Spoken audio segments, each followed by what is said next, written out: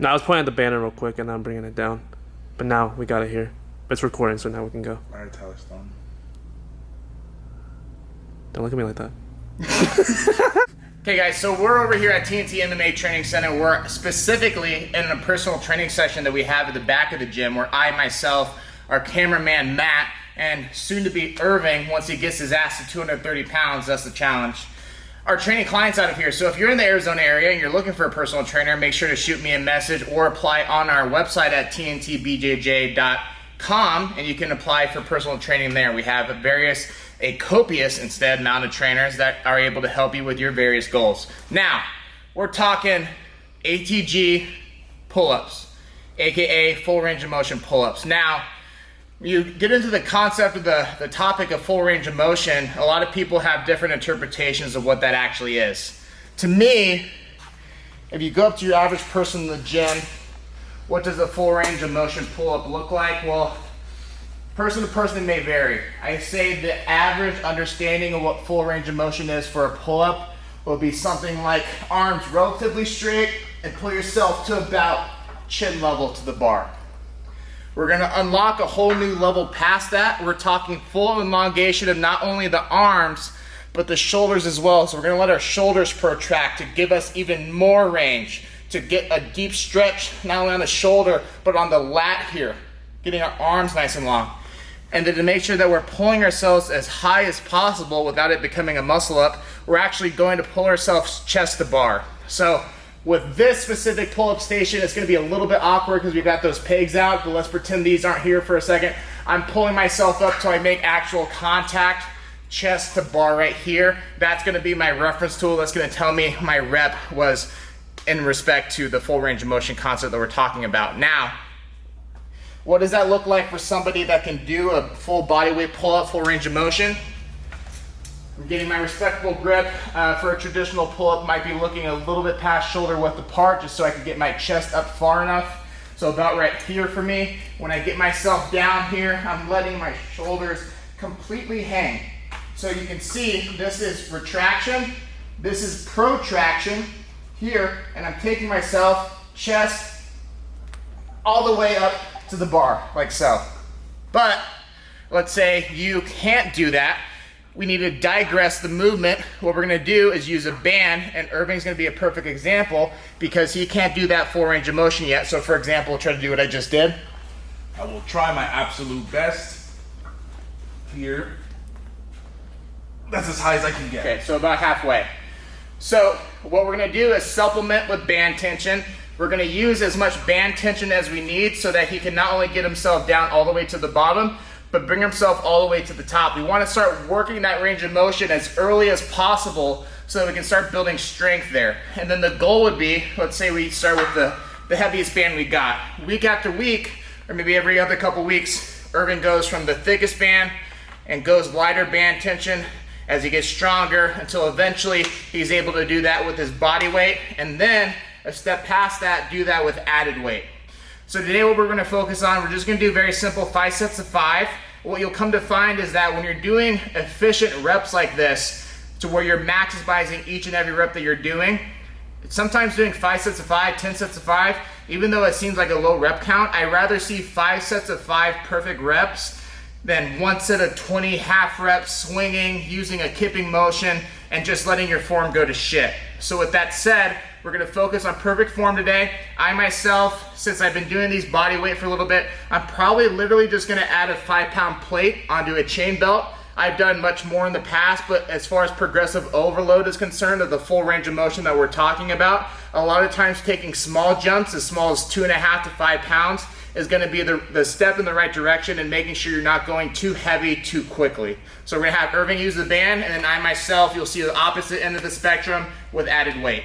So if you're doing this at home, you find a pull-up station, put the band over the top, wrap it through, make a very simple knot just like this. As long as it's a decent band, you don't need to worry about it snapping, just like so. Let's say 1 band isn't enough. You can always double up on bands.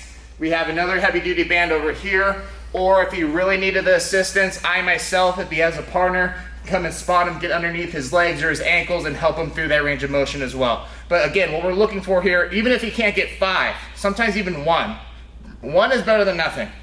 So let's just see him doing this by himself and see how we have to adjust if we do need to at all. So I prefer you guys step up on a box. Generally, I prefer putting your knee in the band. It's going to be to me the safest and the easiest and the quickest.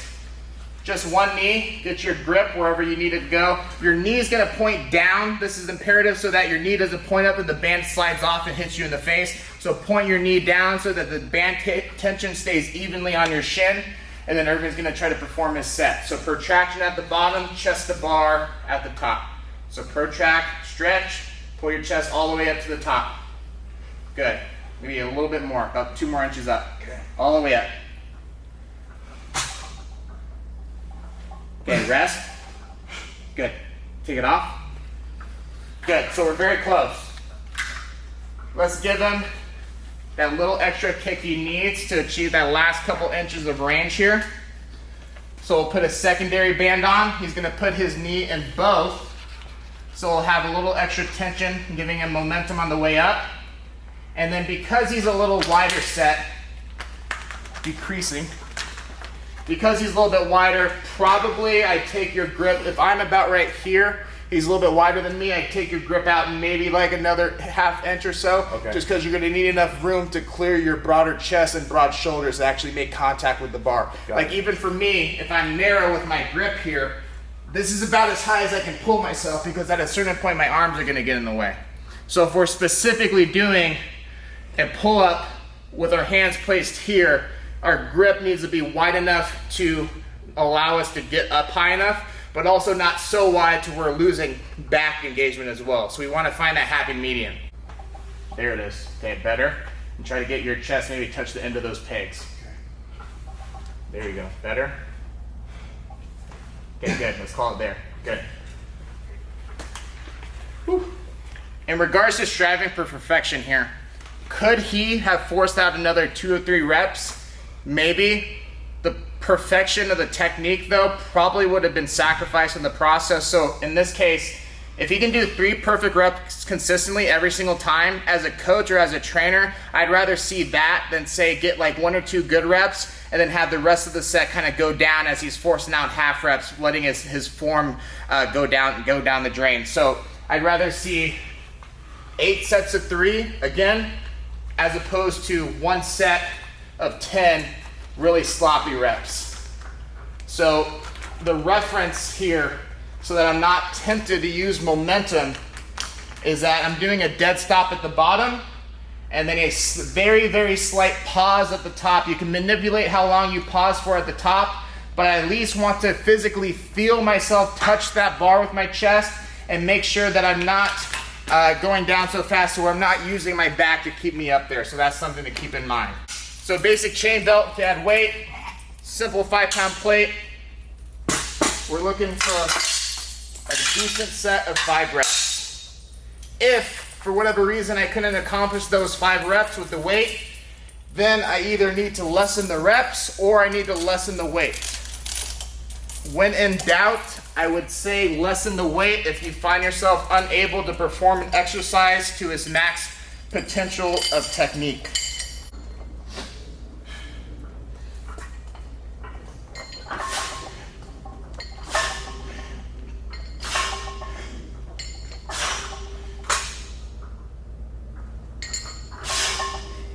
Just like so.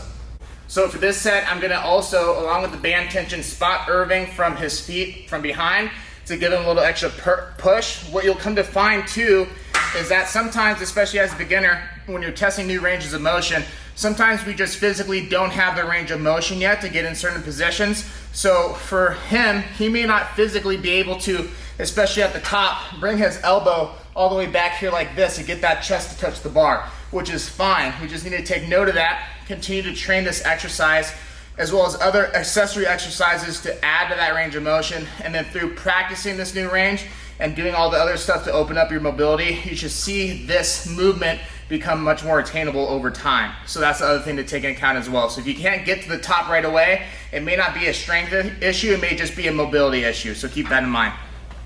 So you can curl your back foot up, and then I'm gonna grab you by both ankles. Okay. Let yourself go down. Okay. Good. Good. Good. Good. Let's go 2 more. Okay. Good. Let's hold this one. Here we go. Hold, feel, now slow. There it is. Good. Good. So, with the added assistance of myself there at the bottom, you saw he was able to get that last couple inches of range of motion to get that full rep that we're talking about. You know, with the bands, they're gonna give you momentum from the bottom. So towards the top, as the momentum starts to die off, it becomes more of your own true strength.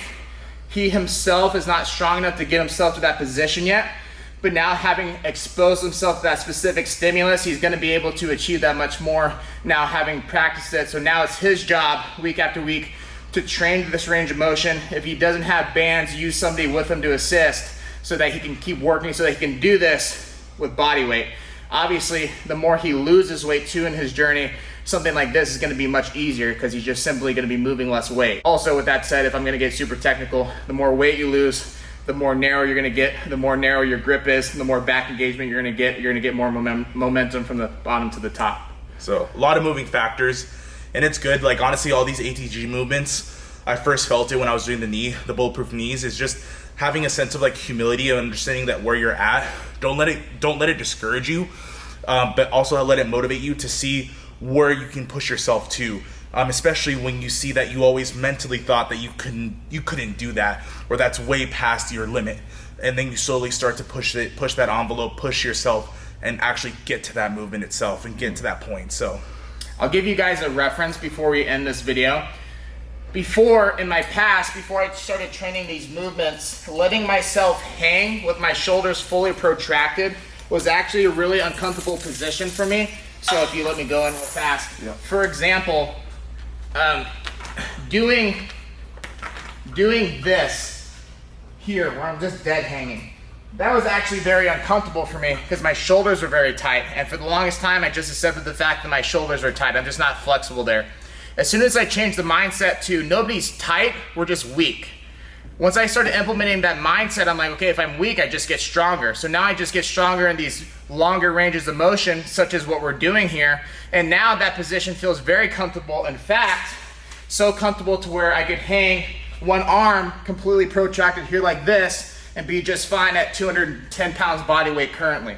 So with that in mind, take away that limiting mindset of, oh, I'm just tight. Let me go to the chiropractor. Let me get a massage so I can loosen up for a little bit. But you're right back within the same week dealing with the same issues.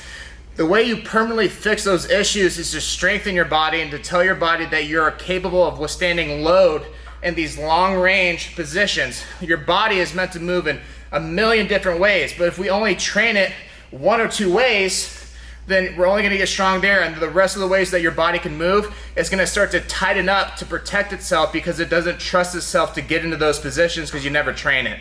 So thank you guys for watching this technique video. We'll catch you in the next one. Peace.